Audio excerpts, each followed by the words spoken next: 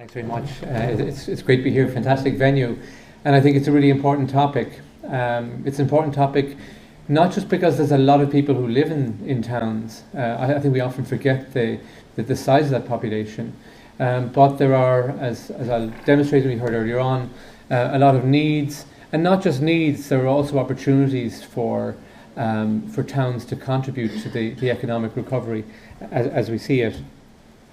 I'm going to refer to research we undertook as part of the preparation of the CEDRA report that was published about a year ago, and Minister Anne Phelan, who has responsibility for implementation, has been, in fairness, driving on quite a lot of the recommendations.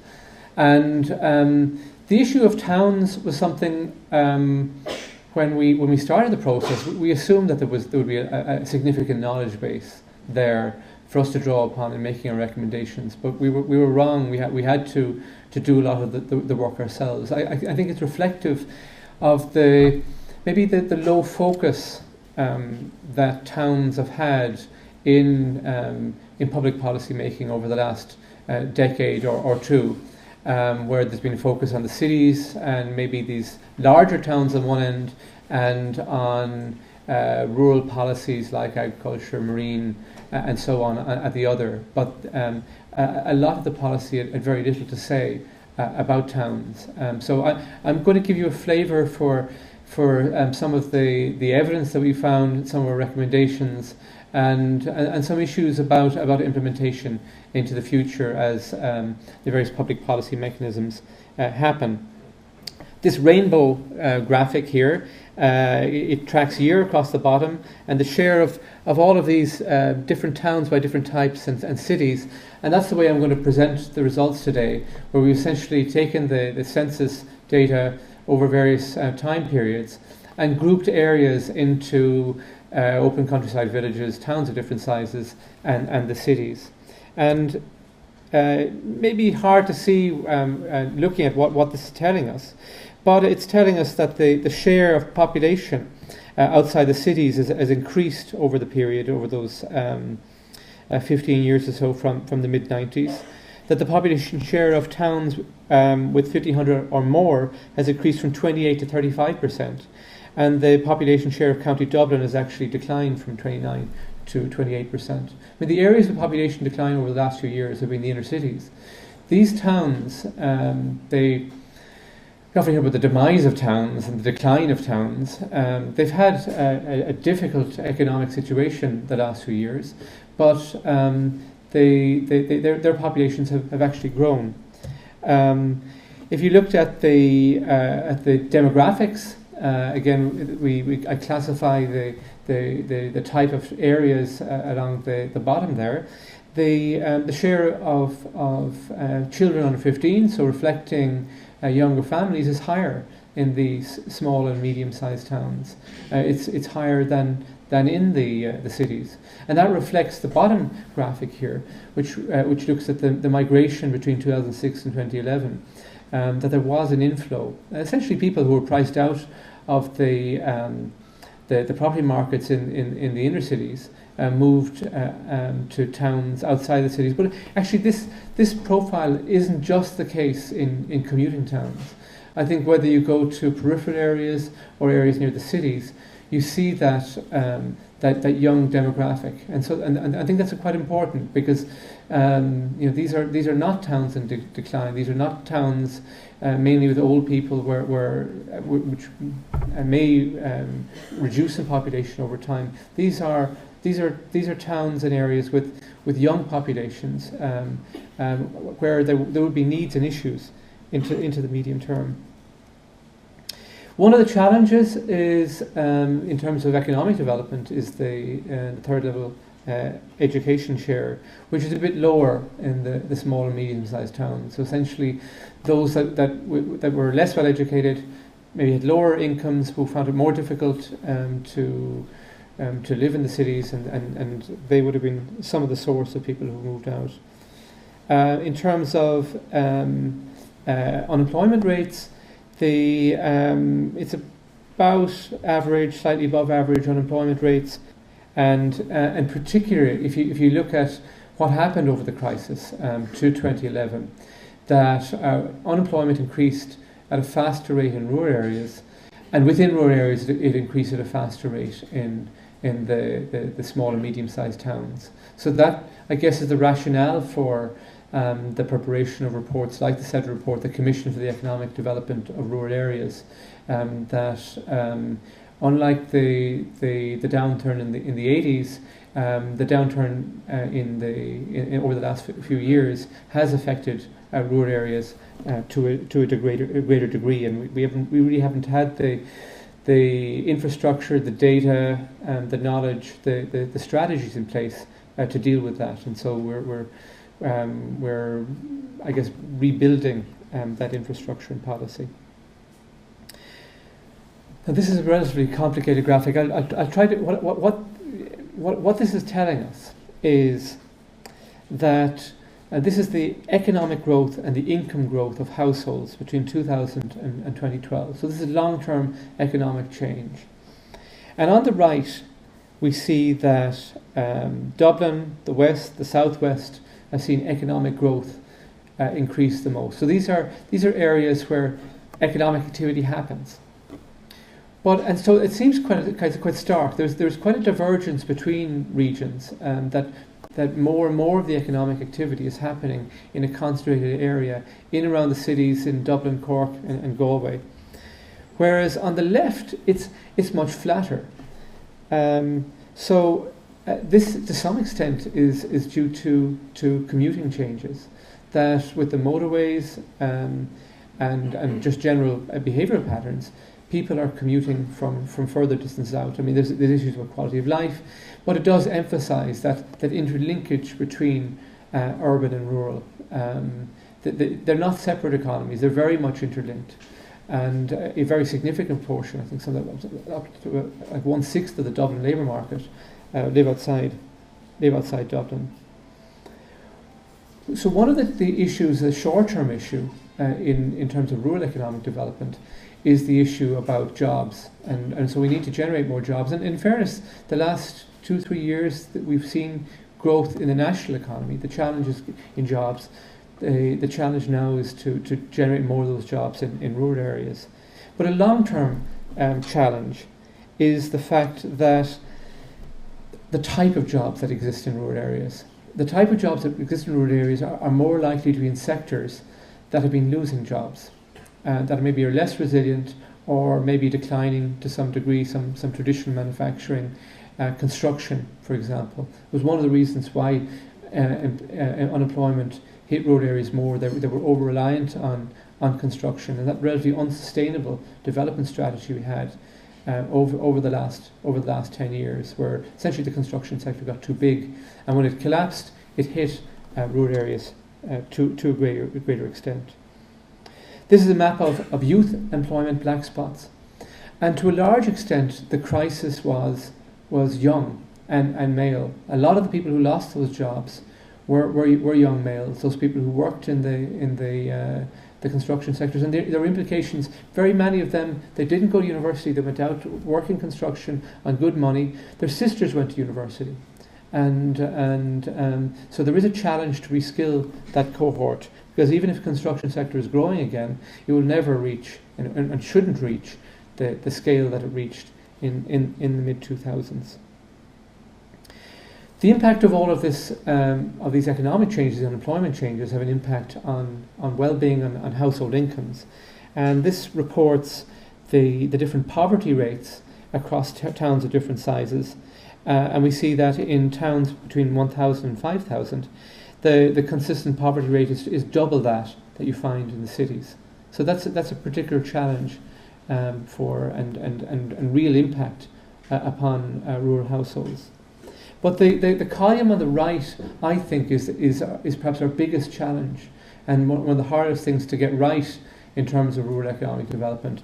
And this is the share of jobless households, where in those towns of between 1,000 and 5,000 people, nearly 1/3 of working age households have nobody at work. In cities, it's less than 20%. That's high. It's high in Ireland relative to other European countries. These are hard to reach group.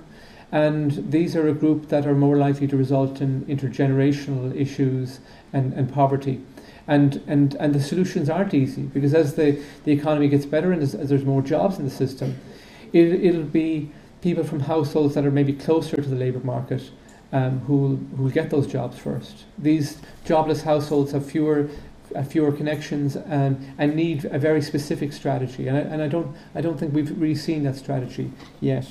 But I think that's the hardest thing to fix, and I think needs to be a focus of policy over the next few years.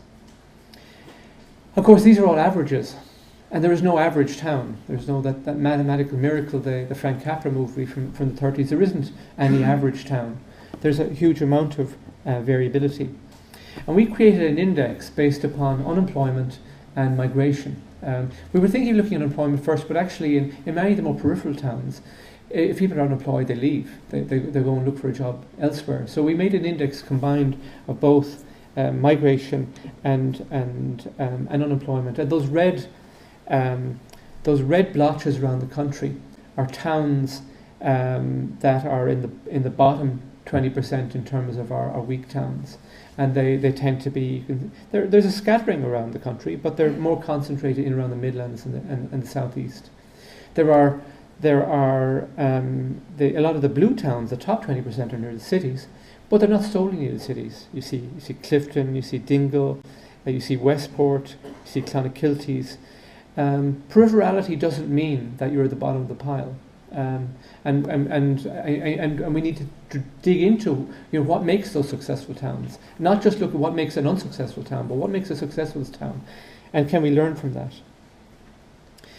In looking at the characteristics of the strongest 20% and the weakest 20%, some of the lessons, unsurprisingly, unemployment is related. Not that much of an age difference, so the weakest are slightly older, the strongest are slightly younger. There's a very strong relationship with education levels. So the strongest have higher education levels.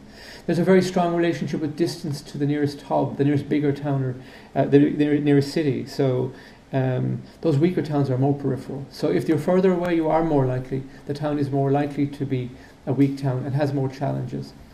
But this measure, called net jobs, it's a complicated measure. It's the amount of jobs you have in the town minus the number of people who work in the town. So if it's positive, it's a commuting in town, so it's a source of jobs, it's a hub for an area. And if it's negative, it's commuting out. So those commuting out towns are the Barnas, the Claren Bridges, the towns near the cities. The commuting in towns are the Gorts. So these are the hubs for rural areas. And our national spatial strategy focused on hubs and gateways, but I think we missed those rural hubs, and we need those strong towns, those strong economic hubs for the more peripheral rural areas. And I think we've taken the eye off the ball on that over the last 15 or 20 years. This is a graph of the GDP, GNP per capita, and we're certainly in recovery phase now. We've been growing since the start of 2012, and so we're 3.5 years into recovery. I think we didn't really feel it. I didn't feel it. I live in South Galway. I didn't see it locally really until this year. I think probably nationally until about a year or so ago. But certainly with the growth rates we're seeing now, 6%, it's very strong, really amongst the strongest in Europe. And I think we are starting to see the effect. It's slower, but it's taken longer to reach rural areas. But it is starting that trickle down effect, and we are starting to see. This is the change in the live register in urban and rural areas, and the urban areas have declined more, but it's still a very substantial decline, and it was very slow to see. We were very slow to see that change in unemployment and that change in employment. So it's good to see. And not all of that rural change in the live register is in around the cities. Like Kerry has seen a huge reduction. Limerick has been the county with the largest fall. And if we look at it in terms of counties, it is the case that the counties nearest the cities are the ones with the biggest falls. But Kerry would be an exception. And again, the ones with the smallest falls are similar to that map those Midlands, the Laois, the Offaly's, Carlows, Westmeads, Roscommons. They're the areas with the lowest bounce back. So in terms of strategy, I'm just going to look at national and local strategies and what has been done and what needs to be done. And I've mentioned the National Spatial Strategy a few times, and there is an important strategy in terms of allocating resources and making decisions. And as I said, I think it was quite weak in relation to rural areas and in towns, particularly the smaller towns. But I think in future work in this area, and I understand there will be a revision, I think there's a need to recognise the points that we've made in the analysis, the issue that there are young towns, there's a young population, the skill levels are lower, there's high unemployment, there's jobless household issues needs to be a focus of national policy. And very many of these towns, given when people moved into them, people have negative equity and are likely to have negative equity for at least the short term. And so these populations will be there for the foreseeable future. It's an issue that won't go away and presents a long-term challenge for services and economic development. And the point I made in the first graphic, there are nearly as many people living in these towns as live in the Greater Dublin area. They're a very substantial constituency, and yet even with that constituency, there's a relatively low focus, not just in the political agenda, but also in the media agenda and in academic research agenda. CEDRA was established in 2012. It was chaired by Pat Spillane, and together with Pat, we visited every county in the country in 2013, and we had about 100 meetings, from town meetings to specialist meetings with experts, and it was delivered to the Taoiseach in 2014, and Minister Anne Phelan was appointed. And I'm going to just talk about some of the key lessons and some of the main implementation programs. So key short-term and long-term. Short-term about jobs, long-term about the quality of those jobs and restructuring and reskilling. We want to talk about jobs, but actually our top message is coordination. We spend a lot of money on economic development in Ireland, a lot of agencies at local and national levels. But the key gap that we identified was the lack of coordination. Who's choreographing all of this activity? I work for Teagasc. We're a development agency in the agriculture and food area, but we don't really get requests to look at below the national levels. Our targets are at national level. So who's asking the development agencies to focus more on specific areas? There was no one silver bullet magic solution, one solution that would answer all the issues, but rather lots of small steps built around economic development, job creation opportunities in rural resources like agriculture, marine, tourism, including heritage, creative, renewable sides, the exporting sector, around FDI, and this focuses on both having for rural people to have the skills to work in the jobs that are coming to cities, but also to make rural areas more attractive to bring in outside investment. And then the biggest sector, the domestic demand sector, the local businesses and services up and down the high streets around Ireland, really strongly hit in the downturn, but will be the sector that bounces back a bit more as people spend a bit more. The central focus and how to do this is community-led local development. We heard that in the earlier presentation. To have a legacy, to have a more effective implementation of policy, you need to bring the communities with you, and if it's community-led, it's led by the community, it's more likely to have an impact. It's also likely to be cheaper. Communities can put together all sorts of resources and can do things often faster than state agencies can. And so really the top-down approach won't work. You get the biggest impact if you can involve the communities. The frame for looking at community-led development in policy now is what are called rural economic development zones, and these are functional areas that are built around towns. These are bottom-up integrated zones, and the aim would be that communities would work together in these zones to prepare plans and essentially to get national and local professional agencies to help them, so to influence their agendas, but for the strategies to come from the bottom up. And there was a pilot program announced for the rural economic development zones earlier in the year. The LEADER program will be launched later this year, and there was a rural towns and villages renewal program which was launched a few weeks ago. So there are funding opportunities available to support community-led local development. The challenges I'll come back to is the capacity to do that.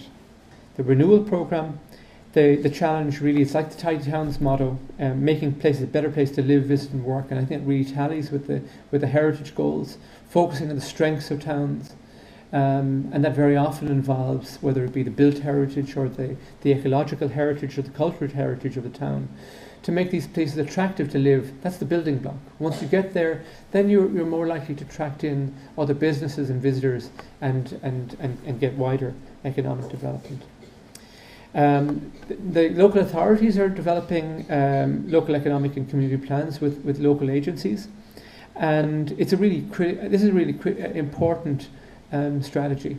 Local authorities have new responsibilities in this area, and I think as we go into recovery mode, we need to get that local dimension right, and not just focus on national numbers, but to get local and regional development happening better. And with local authorities more involved in economic development, it requires a different mindset change. Economic development involves taking risks.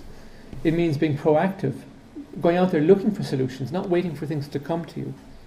And it involves identifying strengths and optimizing those strengths in local areas and working with communities to do that. After the last, 2007 was when the crisis started, so that was 8 years ago. Public agencies are stretched. We've less resources, we have less staff than we had 7 years ago. We need to work together. We need to work together better to find those solutions and to implement those solutions.